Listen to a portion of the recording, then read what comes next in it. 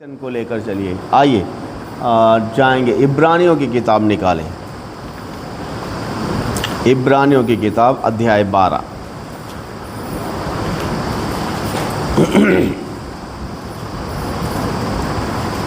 इब्रानियों अध्याय 12। इस कारण जबकि गवाहों का ऐसा बड़ा बादल हमको घेरे हुए है, तो आओ हर एक रोकने वाली वस्तु और उलझाने वाले पाप को दूर करके वह दौड़ जिसमें हमें दौड़ना है, धीरज से दौड़े। 2 वचन। और विश्वास के कर्ता और सिद्ध करने वाले यीशु की ओर ताकते रहे, जिसने उस आनंद के लिए जो उसके आगे धरा था, लज्जा की कुछ चिंता न करके क्रूस का दुख सहा और परमेश्वर के सिंहासन की दाहिनी ओर जा बैठा। Hallelujah, hallelujah. अभी ध्यान से आप वचन को सुने। प्रभु आपसे कुछ बोल रहा है, बात कर रहा है। अगर आप परमेश्वर की वाणी को, परमेश्वर के वचन को आदर दोगे, निश्चय परमेश्वर आपको आदर देंगे। अगर आप परमेश्वर को आदर नहीं दोगे, उसके वचन को आदर नहीं दोगे, आदर पाओगे भी नहीं, आदर पाओगे भी नहीं। चलिए दोबारा वचन को पढ़ें। इस कारण रुको, परमेश्वर के वचन को ध्यान से सुने। लिखा है इस कारण जबकि गवाहों का ऐसा बड़ा बादल गवाहों का ऐसा बड़ा बादल हमको घेरे हुए हैं, तो आओ हालेलुया, हालेलुया, हालेलुया। गवाहों का ऐसा बड़ा बादल हमको घेरे हुए है। कौन घेरे हुए है? गवाह। कौन घेर कर रखा है आपको? गवाहों का बड़ा बादल। एक गवाह नहीं है, बहुत सारे गवाह हैं। याद रखिए, याद रखिए, गवाहों का बड़ा बादल। न्याय के समय कौन कौन गवाहों का बड़ा बादल क्या करके रखा है? आप चर्च में आ रहे हैं, परमेश्वर के वचन को आदर नहीं दे रहे हैं, आपको कौन कौन गवाही देगा? अगर आपने बपतिस्मा लिया है तो सबसे पहले पानी जिसमें आप उतरे थे वो गवाही देगा। इन्होंने अपने पापों को क्या किया? मुझ में यीशु का लहू गवाही देगा, मैंने इनको क्या किया है? साफ किया है। और कौन गवाही देगा? हाँ जी, हैं? आत्मा भी गवाही देगा। गवाही देने वाले 3 हैं और बहुत सारे गवाह हैं। ये दीवालें भी एक दिन गवाही देंगी। हाँ, मैं जानती हूँ, प्रभु के दास ने वचन सुनाया है। आपके शरीर के कान, नाक, आँख भी गवाही देंगे कि मैंने भी वचन सुना था। ये भी सब क्या हैं? आपके दाहिने बाएं ओर जो परमेश्वर ने स्वर्गदूत को लगा कर रखा है, वो भी गवाही देंगे, मैं गवाह हूँ प्रभु, वचन हुआ था। क्या हुआ था? अब जरा दोबारा इस वचन को पढ़ें। इस कारण जबकि गवाहों से आप घिरे पड़े हुए हैं। याद रखिए, एक आधा गवाह नहीं है, गवाहों का एक बड़ा बादल आपको घेरे हुए है। तो आओ, तो क्या करें? तो क्या करें? आओ, क्या करें? तो आओ, हर एक रोकने वाली वस्तु, हर एक रोकने वाली वस्तु और उलझाने वाले पाप, ध्यान से सुने, प्रभु में आगे बढ़ने से रोकने वाली क्या है?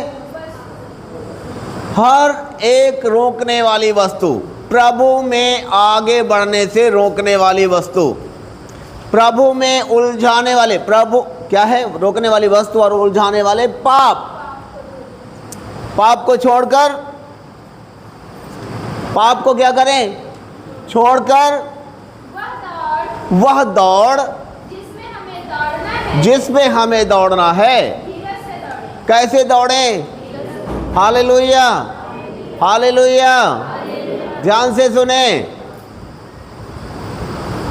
प्रभु में रोकने वाली वस्तु, उलझाने वाले पाप, ये दो ऐसी चीज़ें हैं जो आपको प्रभु में आगे बढ़ने नहीं देती हैं।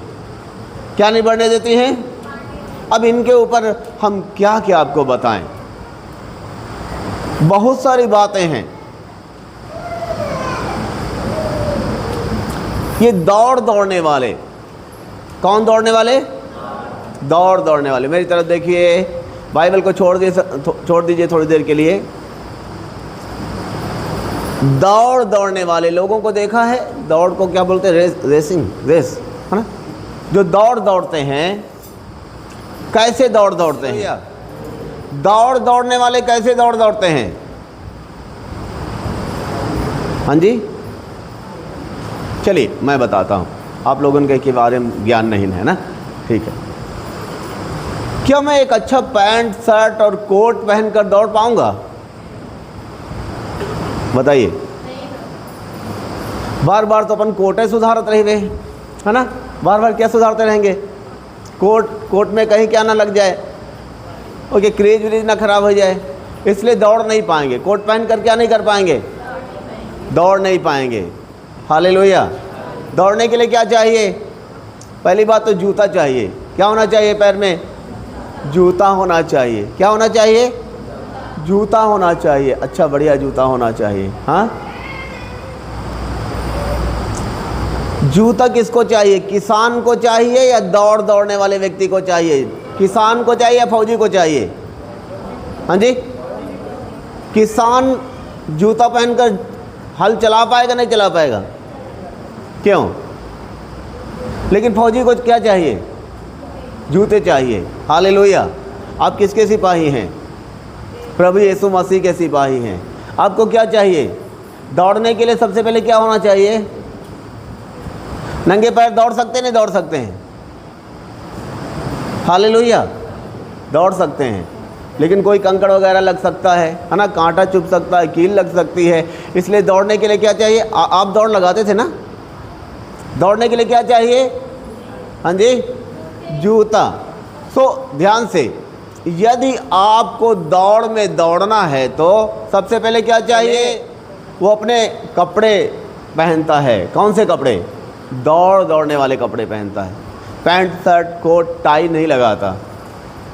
और फिर जूता पहनता है। जूता पहनने से पहले अच्छी तरीके से उसको देखता है, झाड़ता है। क्या करता है? ऐसे नहीं ठाड़ व्याड़ पाँव डाल देता है।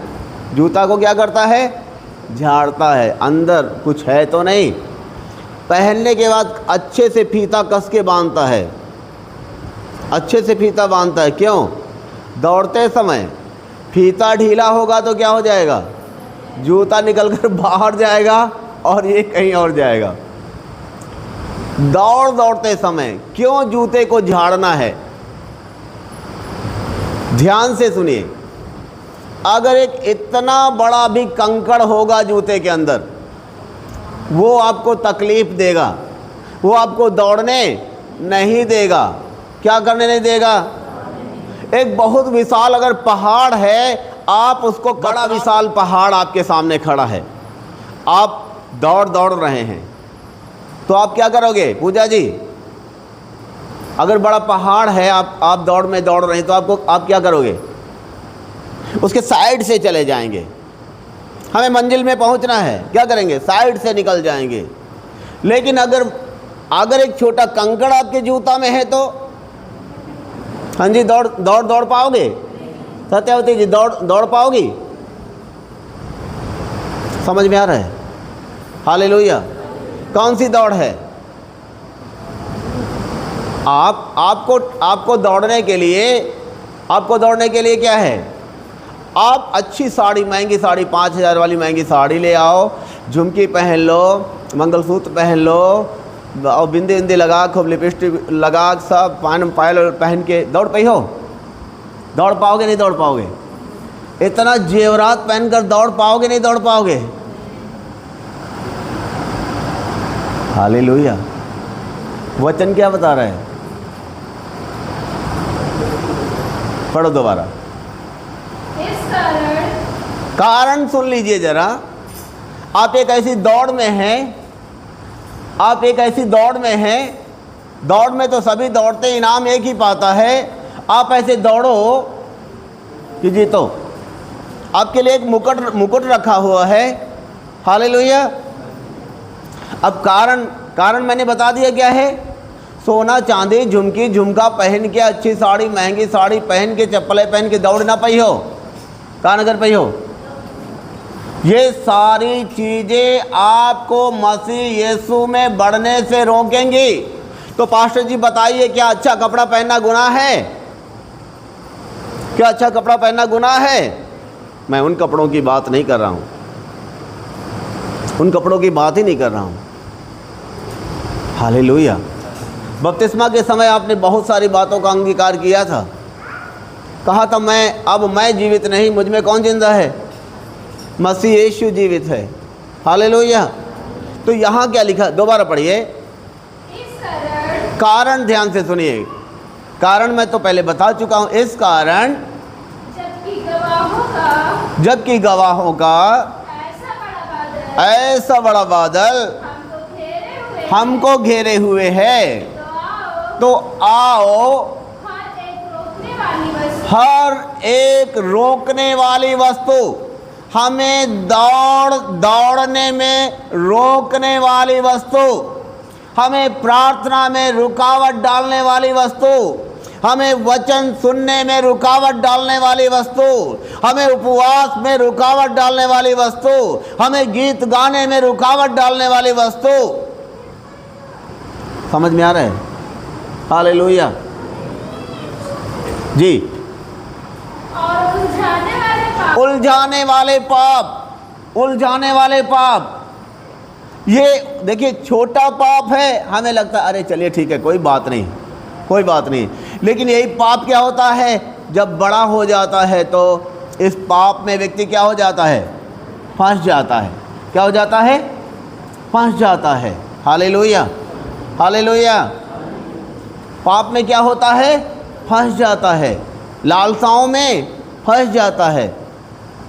तो इस वजह से हमको आपको ध्यान देना है, अगर आप प्रभु के बेटे और बेटियां हैं तो हर एक उलझाने वाले पाप को जब तक आप बारीकी से बारीक तरीके से उलझाने वाले पाप, कौन से पाप? घर में रोज अगर कुटकुटौआ मचा है ना, घर में रोज अगर लड़ाई झगड़े वाद विवाद हैं, आपका मन प्रार्थना करने में नहीं लगेगा। पति पत्नी से पति पत्नी में अच्छे तालमेल नहीं हैं, आपका प्रार्थना करने में मन नहीं लगेगा। आप बहुत सारे कर्ज में डूबे हैं, आपका प्रार्थना करने में मन नहीं लगेगा। बहुत सारी ऐसी बातें हैं। हालेलुया। लड़के लड़कियों का कोई चक्कर है, प्रार्थना करने में आपका मन नहीं लगेगा। याद रखिए, परमेश्वर के साथ आपका संबंध, आपका रिश्ता बन नहीं पाएगा। इसीलिए मैंने आपके सामने एक चित्र रखा था, वो चित्र था समूएल का। कैसे समूएल से परमेश्वर बात कर रहा है। आज बहुत कम लोगों से परमेश्वर बातें करता है।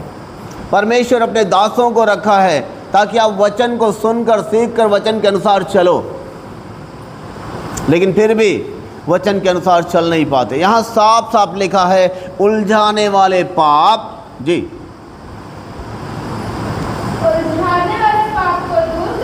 उलझाने वाले पाप को क्या करना है? दूर करना है। लिखा दूर करके, ये पापों को अपने जीवन से क्या करना है? दूर करना है। मान लीजिए आपको चर्च में बैठकर कई लोगों को नींद आ रही है, ये कौन सी शक्ति है? आपको उलझा रही है। क्या कर रही है?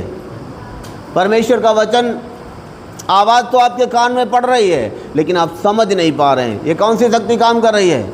आपको उलझा रही है। हालेलुया। Hallelujah, hallelujah. उलझाने वाले पाप को दूर करके वह दौड़ कौन सी दौड़?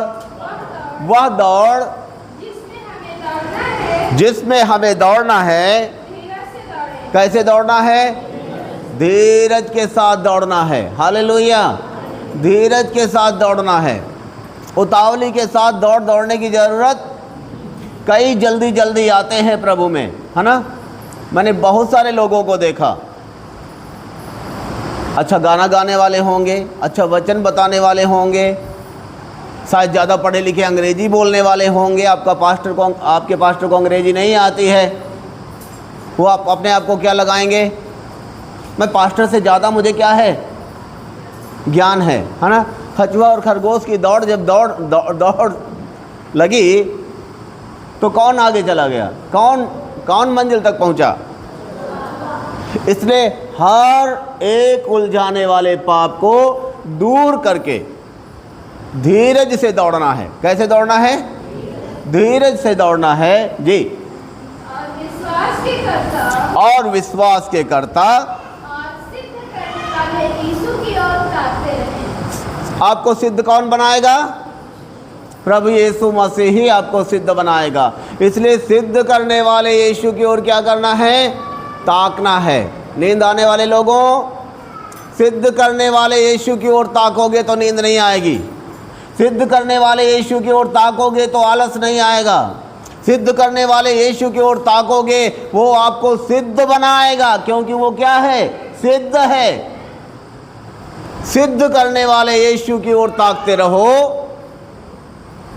जिसने उस आनंद के लिए जो उसके आगे धरा था, जी, लज्जा की कुछ चिंता न करके, लज्जा की कुछ चिंता ना करके। उसका दुख सहा। इन सारी बातों को बताने की जरूरत नहीं है, क्योंकि आपको मालूम है यीशु क्रूस के ऊपर कैसे लटकाया गया। हाँ, और परमेश्वर के सिंहासन की दाहिनी ओर जा बैठा। देखिए यीशु मसीह कैसे सिंहासन के दाहिने ओर जाकर बैठा।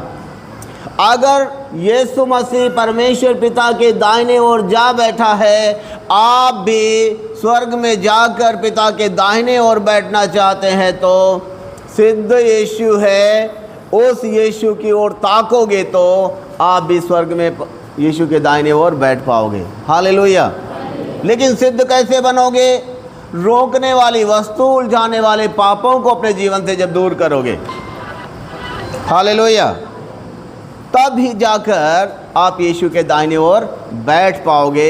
नहीं तो यीशु के दाहिने ओर बैठना क्या है? बहुत मुश्किल है, बहुत मुश्किल है। मैंने बिल्कुल शॉर्टकट में ये वचन आपके सामने रखा है। वचन बहुत है, मुझे बताना था शमूएल के बारे में, साउल के बारे में, दाऊद के बारे में, कैसे उनका जीवन, कैसे उन लोगों ने जीवन जिया। साउल के ऊपर कैसे परमेश्वर का आत्मा हटकर दुष्ट आत्मा आ गया था।